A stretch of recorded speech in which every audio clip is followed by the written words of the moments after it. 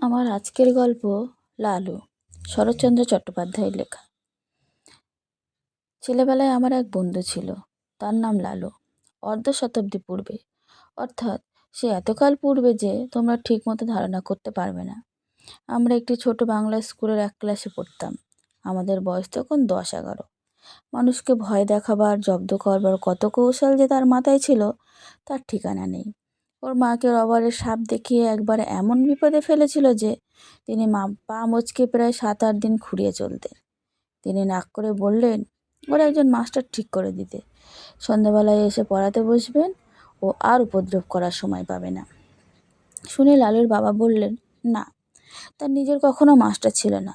নিজের চেষ্টায় অনেক দুঃখ সয়ে লেখাপড়া করে এখন তিনি একজন বড় উকিল। ইচ্ছা ছিল ছেলেও যেমন তেমন করে বিদ্যা লাভ করে, কিন্তু শর্ত হলো এই যে যেবার লালু ক্লাসের পরীক্ষায় প্রথম না হতে পারবে তখন থেকে থাকবে ওর বাড়িতে পড়ানোর টিউটার। সে যাত্রা লালু পরিত্রাণ পেল, কিন্তু মনে মনে মনে রইল ওর মার উপর চোটে, কারণ উনি তার ঘাড়ে মাস্টার চাপানোর চেষ্টায় ছিলেন।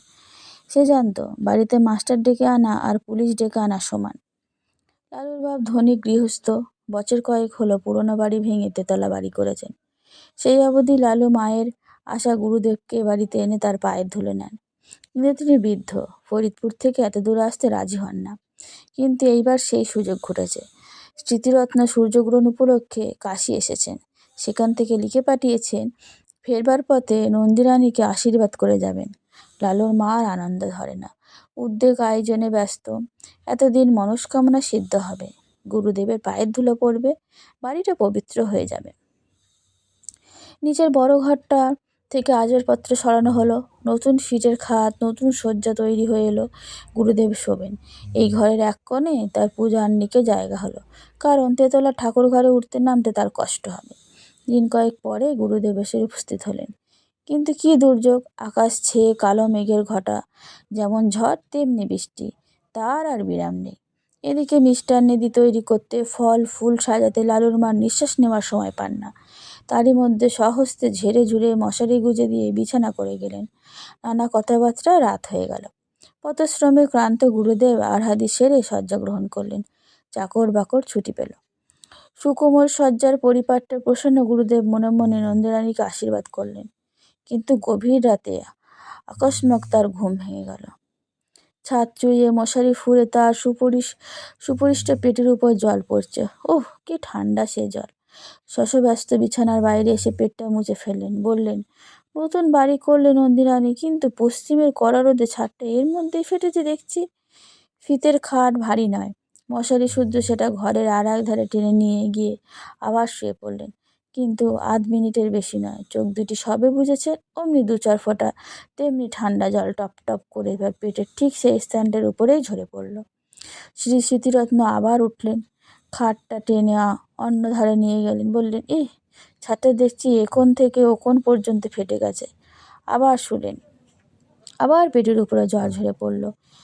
আবার উঠে পেটের জল মুছে খাটটা টেনে নিয়ে আর এক ধারে গেলেন, কিন্তু শোভা মাত্রই তেমনি জলের ফোঁটা। আবার টেনে আর এক ধারে নিয়ে গেলেন, কিন্তু সেখানেও তেমনি। এবার দেখলেন বিছানাটাও ভিজে যাচ্ছে, শোবার জন্যে। স্মৃতিরত্ন বিপদে পড়লেন।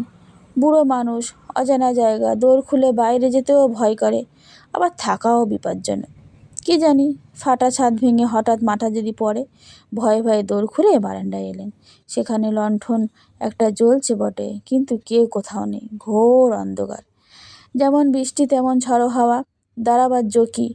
কোথায় চাকর বাকর, কোন ঘরে শোয়, তারাও কিছুই জানে না। তিনি চেঁচিয়ে ডাকলেন, কিন্তু কারো সাড়া মিলল না।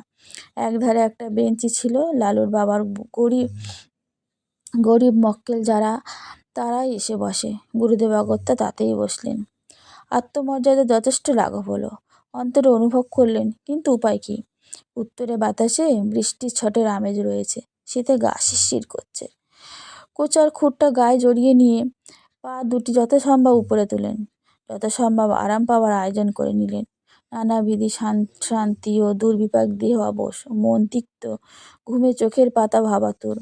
অনবস্ত গুরু ভোজন ও রাত্রি জাগরণের 2-1 অম্ল উদ্গারের অভ্যাস দিলে উদ্বেগের অবধি রইল না। হঠাৎ অমনি সময় অভাবনী নতুন উদ্রাপ। উপদ্রব। পশ্চিমের বড় বড় মশা দুই কানের পাশে এসে গান জুড়ে দিল। চোখের পাতা প্রথমে সাড়া দিতে চায় না, কিন্তু মন শঙ্কায় পরিপূর্ণ হয়ে গেল। কি জানি এরা সংখ্যায় কত। মাত্র মিনিট 2 অনিশ্চিত নিশ্চিত হলো। গুরুদেব বুঝলেন সংখ্যায় এরা অগণিত। সে বাহিনীকে উপেক্ষা করে বিশ্বে এমন বীর পুরুষ কেউ নেই। যেমন তার জ্বলিনি তেমনি তার চুলকনি। স্মৃতিরত্ন দ্রুত স্থান ত্যাগ করলেন, কিন্তু তার সঙ্গ নিলে ঘরের মধ্যে জলের জন্য যেমন, ঘরের বাইরে মশার জন্য তেমন। হাতে পায়ে নিরন্তর আক্ষেপ, গামছার শঙ্খ সঞ্চালনে কিছুতেই তাদের আক্রমণ প্রতিহত করা যায় না। স্মৃতিরত্ন এপাশ থেকে ওপাশ ছুটে বেড়াতে লাগলেন। শীতের মধ্যে তার গায়ে ঘাম দিল। ইচ্ছে হলো ডাক ছেড়ে চেঁচান, কিন্তু নিতান্ত বালকোচিত হবে যে ভেবে বিব্রত রইলেন। কল্পনা দেখলেন নন্দরানীর সুকোমল শয্যায় মশারির মধ্যে আরামে নিদ্রিত, বাড়ি যে যেখানে আছে পরম নিশ্চিন্তে সুপ্ত। শুধু তার ছোটাছুটিরই বিরাম নেই। কোথাও বাড়িতে 4টে বাজলো, বললেন কোথাও ঘড়িতে 4টে বাজলো, বললেন কামড়া বেটা, যত পারিস কামড়া, আমি আর পারি নে, বলেই বারান্দার একটা কোণে পিঠের দিকটা যতটা সম্ভব বাঁচিয়ে ঠেস দিয়ে বসে পড়লেন। বললেন, সকাল পর্যন্ত যদি প্রাণটা থাকে তো এ দুর্ভাগা দেশে আর না। যে গাড়ি প্রথমে পাবো সেই গাড়িতেই দেশে পালাবো। কেন যেখানে আসতে মন চাইতো না হেতু বোঝা গেল। দেখতে দেখতে সর্বশান্ত প্রহর নিদ্রতা সারা রাত্রি সকল দুঃখ মুছে দিল। স্মৃতিরত্ন অচেতন প্রায় ঘুমিয়ে পড়লেন। এদিকে নন্দরানী ভোর না হতেই উঠেছেন। গুরুদেবকে পরিচর্যা লাগাতে হবে। রাত্রে গুরুদেব জলযোগ মাত্র করেছেন, যদি তা গুরুতর, তবুও মনের মধ্যে ক্ষোভ ছিল। খাওয়া তেমন ভালো হয় না। আজ দিনের বেলা নানান উপচারে তা ভরিয়ে তুলতে হবে। নিচে নেমে এলেন, দেখেন দোর খোলা। গুরুদেব তার আগে উঠেছেন ভেবে একটু লজ্জাবোধ হলো। ঘরের মধ্যে মুখ বাড়িয়ে দেখেন তিনি নেই। কিন্তু এ কী ব্যাপার! দক্ষিণ দিকের খাটের উত্তর দিক তার ক্যাম্বিসের ব্যাগটা জানালা ছেড়ে মাঝখানে নেমেছে। কোষাকুষি আসন প্রভৃত পূজার নিকে জিনিসপত্র সব এলোমেলো স্থানভ্রষ্ট। কারণ কিছুই বুঝলেন না। বাইরে এসে চাকরদের ডাকলেন। তারা তারা কেউ তখনও ওঠেনি। তবে একলা গুরুদেব গেলেন কোথায়? হঠাৎ দৃষ্টি পড়ল, ওটা কি? এক কোণে আলো অন্ধকারে মানুষের মতন কি একটা বসে না। সাহসে ভর করে একটু কাছে গিয়ে ঝুঁকে দেখেন তার গুরুদেব। অব্যক্ত আশঙ্কায় চেঁচিয়ে উঠলেন, ঠাকুরমশাই, ঠাকুরমশাই! ঘুম ভেঙে স্মৃতিরত্ন চোখ মেলে চাইলেন। তারপরে ধীরে ধীরে সোজা হয়ে বসলেন। নন্দরানী ভয়ে ভাবনায় লজ্জায় কেঁদে ফেললেন। জিজ্ঞাসা করলেন, ঠাকুরমশাই, আপনি এখানে কেন? স্মৃতিরত্ন উঠে দাঁড়িয়ে বললেন, সারা রাত দুঃখের আর পার ছিল না যে মা। কেন বাবা? নতুন বাড়ি করেছো বটে মা, কিন্তু ছাদ কোথাও আর আস্ত নেই। সারা রাতের বৃষ্টি বাদল বাইরে তো পড়িনি, পড়েছে সব আমার গায়ের ওপর। খাট টেনে যেখানে নিয়ে যায় সেখানেই পড়ল জল। পাছে ছাদ ভেঙে মাথায় পড়ে, পালিয়ে এলাম বাইরে, কিন্তু তাতেই কি রক্ষে আছে মা? পঙ্গপালের মতো ডাঁশ মশা ঝাঁকে ঝাঁকে সমস্ত রাত্রি যেন ছুবলে খেয়েছে। এধার থেকে ছুটে ওধারে যায়, আবার ওধার থেকে ছুটে এধারে আসি। গায়ের অর্ধেক রক্ত বোধ করি আর নেই মা। বহু প্রয়াস, বহু সাধ্য সাধনার ঘরে আনা বৃদ্ধ গুরুদেবের অবস্থা দেখে রণেন্দ্রের চোখ অশ্রু সজল হয়ে উঠল। বললেন, কিন্তু বাবা, বাড়িটা যে তেতলা, আপনার ঘরের উপরে আরও 2টো ঘর আছে। বৃষ্টির জল 3টে ছাদ ফুঁড়ে নামবে কি করে? কিন্তু বলতে বলতে তার সহসা মনে হলো এ হয়তো ওই শয়তান লালুর কোনো রকম শয়তানি বুদ্ধি। ছুটে গিয়ে বিছানা হাতড়ে দেখেন মাঝখানে ছাদের অনেকখানি ভিজে এবং মশারি বেয়ে ফোঁটা ফোঁটা জল ঝরছে। তাড়াতাড়ি নামিয়ে নিয়ে দেখতে পেলেন ন্যাকড়া বাঁধা এক চাঙড় বরফ। সবটা গলেনি, তখনও এক টুকরো বাকি আছে। পাগলের মতো ছুটে বাইরে গিয়ে চাকরদের যাকে সম্মুখে পেলেন চেঁচিয়ে হুকুম দিলেন, হারামজাদা লেলো কোথায়? কাজকর্ম চুলে যাক গে, বজ্জাতটাকে যেখানে পাবি মারতে মারতে ধরে আন। লালুর বাবা সেই মাত্র নিচে নামছিলেন। স্ত্রীর কাণ্ড দেখে হতবুদ্ধি হয়ে গেলেন। কি কাণ্ড করছো? হলো কি? নন্দরানী কেঁদে ফেললেন। বললেন, হয় তোমার ওই লেলোকে বাড়ি থেকে তাড়াও, না হয় আজই আমার গঙ্গা ডুবে এ মহাপাতকে প্রায়শ্চিত্ত করব। কি করলো সে?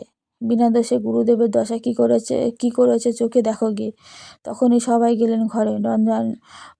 নন্দরানী সব বললেন, সব দেখালেন। স্বামীকে বললেন, এ দোষী ছেলেকে নিয়ে ঘর করবে কি করে তুমি বলো। গুরুদেব ব্যাপারটা সমস্ত বুঝলেন। নিজের নির্বুদ্ধিতার বিরুদ্ধে হা হা করে হেসে ফেললেন। লালনবাবু আর এদিকে মুখ ফিরে দাঁড়িয়ে রইলেন। চাকররা এসে বললেন, লালুবাবু কোঠি মে নেই হে। আর একজন এসে জানালেন সে মাসিমার বাড়িতে বসে খাবার খাচ্ছে। মাসিমা তাকে আসতে দিলেন না। মাসিমা মানে নন্দর ছোট বোন, তার স্বামীও উকিল, সে অন্য পাড়ায় থাকে। এরপরে লালু দিন 15 আর এ বাড়ির ত্রিসীমানায় পা